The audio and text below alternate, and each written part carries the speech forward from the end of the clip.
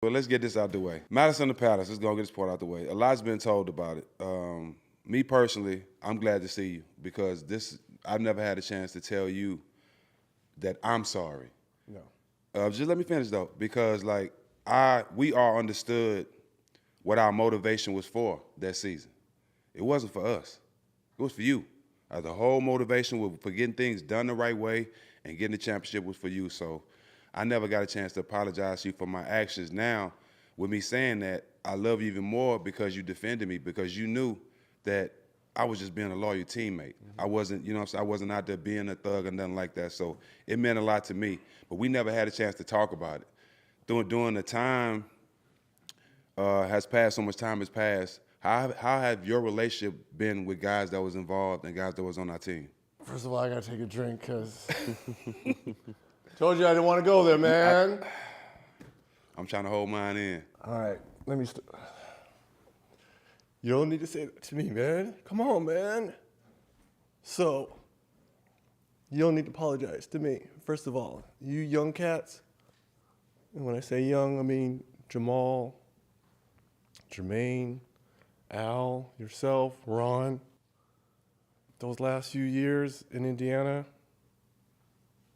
my best years. I didn't have my superpowers, but I felt, and you guys made me feel like I was Superman. We had some dogs, man. We had a squad. That was arguably, and I played on some Indiana teams that were destined, should have, could have, but always came short. That team, we were stacked, man. We had the best interior defender in Jermaine. We had the best perimeter defender, in my opinion, to this day, in Ron.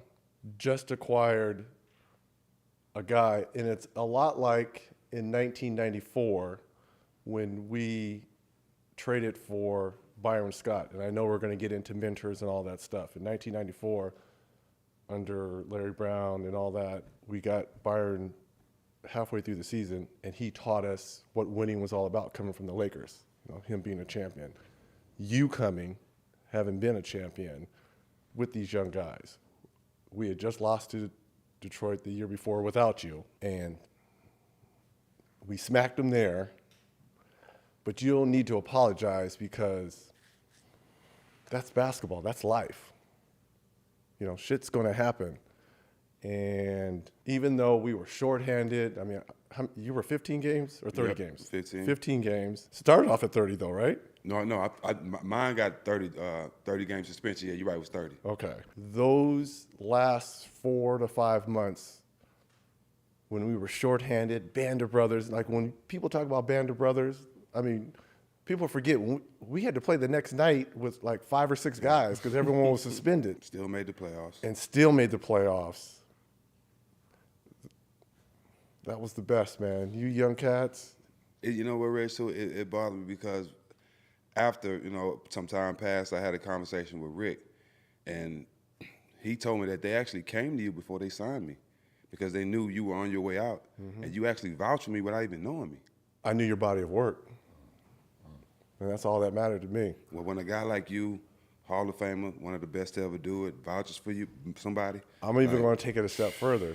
When they came to me, I went to them and said, bring me off the bench. That dude needs to be starting. Think about what the starting 5 would have been with you and Ron in there. I was like, bring me off the bench. And Rick looked at me crazy. He's like, don't get ahead of yourself. Same way I'm looking at you. No, but that's how that's how I felt and perceived your game. Mean a lot. I was like, start him. He's like, no, think about this. And he knew I didn't have my superpowers that last year. Start you. Who's going to be able to guard this dude in the second unit? And that's how we got him. We got him. That's how it works. I was like, okay, but I'm just letting y'all know, I'm cool with it if this dude is starting, and I'm backing him up. I'm all right with that. But those were, people don't understand that night was surreal because Detroit they were the defending champs. Yep. We were coming off. In my mind, the replay loop of Tayshaun blocking my shit. I want to get back. I'm hurt. I'm in a cast. Yep. But we going in, see, I always prided myself doing stuff on the road. Mm-hmm. Everyone can play at home. Everyone's good. Everyone talks shit at home. Mm-hmm. Everyone, you know, you got your girl, your family, whatever, everyone. How are you with 12 versus 20,000 when you go into real enemy territory? That's how I always viewed myself, my game, my team, all my teammates. How are you when you go into someone else? Mm-hmm. We went into Detroit. After, we're like, we're going to make a statement. And we kicked the dog shit out of them. We were 15. Until. Do you actually know what was said in the game? Because I don't know if you ever heard that story. Jamal Tinsley, I'm at the free throw line. Yes. He tells Ron, you can get your foul. You can get your lick back. And I turn around, I'm like, bro. Yeah. I'm like, so when I heard that, Ron was guarding Ben. After I made the free throw, you see, I ran back down and pushed Ron off, and I guarded Ben. Yeah.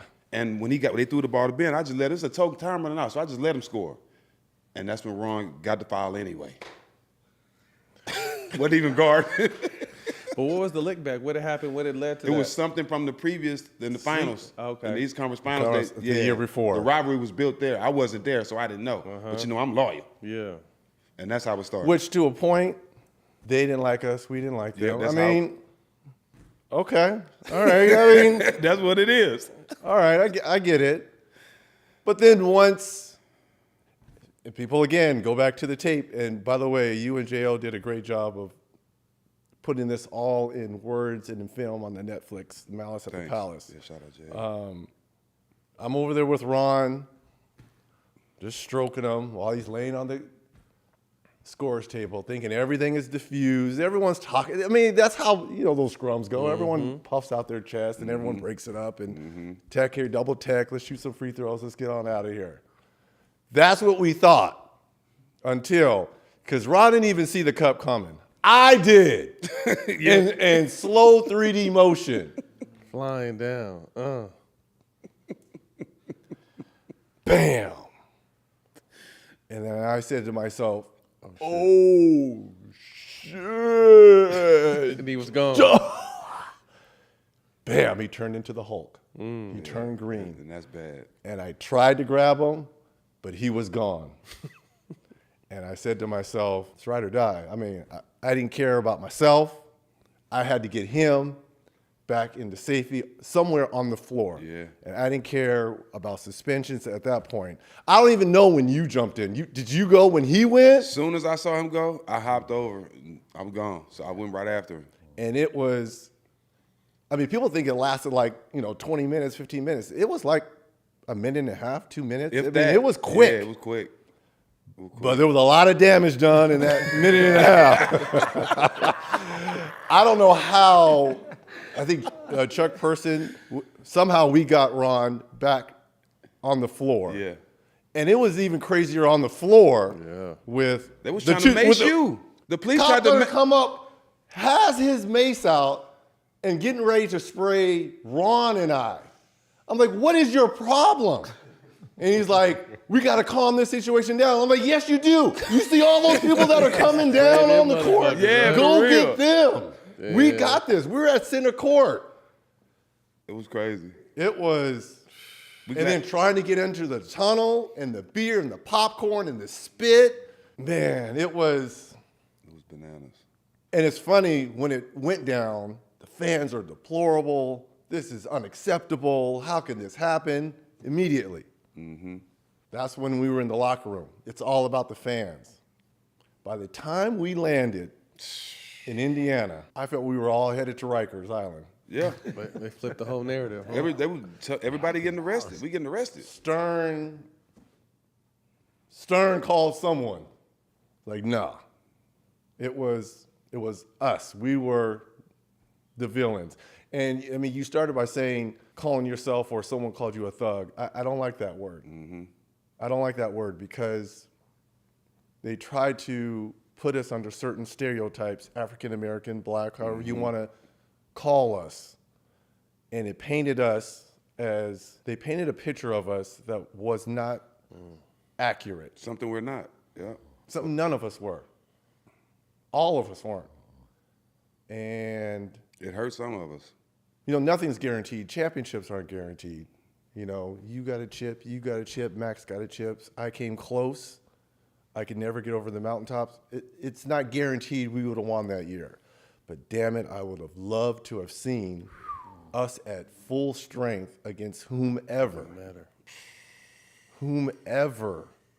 Because like I said, we had everything. We had scoring, we had defense, we could play slow, we could play fast with Jamal.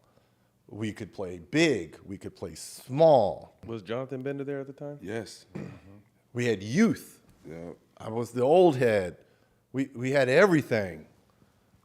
We were well coached. You know, Carlisle, championship coach himself. But don't you ever apologize to me or to anyone else. That's life. That's basketball. Shit happens, man. Yeah.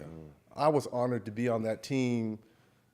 Again, y'all made me feel like Superman. You were to us. And I mean, just being around you cats every day in practice, it was a different. I came from Chris Mullen and Mark Jackson, Derek McKee. I mean, we were Sam Perkins. We were an old team that went to the not old, but veteran. Older team. Veteran, yeah. Older team. Mm-hmm. And then once we got to the finals and lost to the Lakers, Jermaine comes in, Al Harrington. We drafted Al. I mean, we went younger.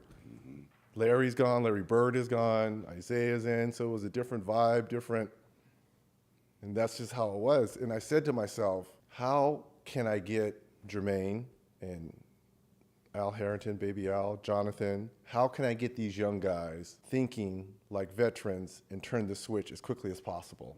Because I knew I only had so many years left.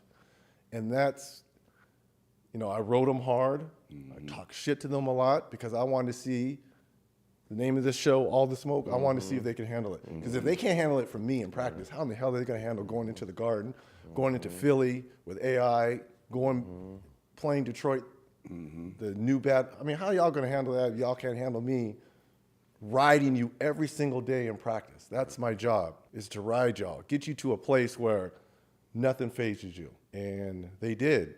And, you know, with the help of my David boys, because Al was with us with Dale and Antonio. Yeah. So he was around them a lot. Yeah.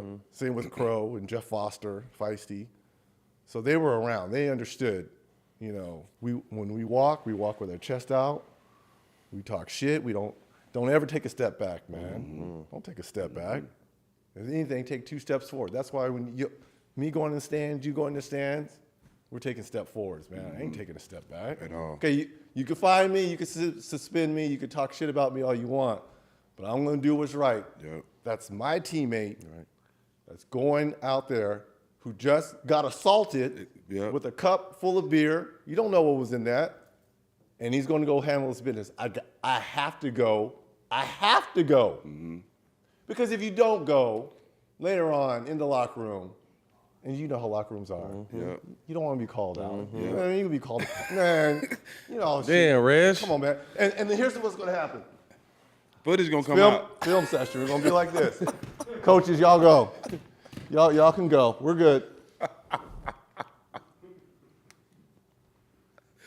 And slow-mo. Yep. Like, what you doing?